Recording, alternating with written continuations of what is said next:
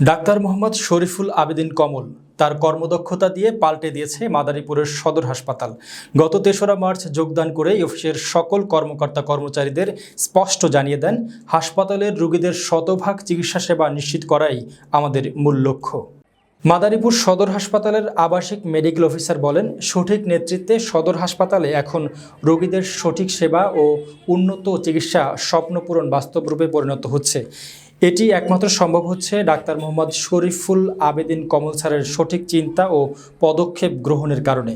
হাসপাতালে চিকিৎসা নিতে আসা একাধিক রোগীদের সঙ্গে আলাপ করে জানা যায়, হাসপাতালে এখন উন্নত চিকিৎসা পাচ্ছেন রোগীরা। বর্তমানে civil surgeon doctor Mohammad Shariful Abedin Kamal খুবই ভালো মনের মানুষ।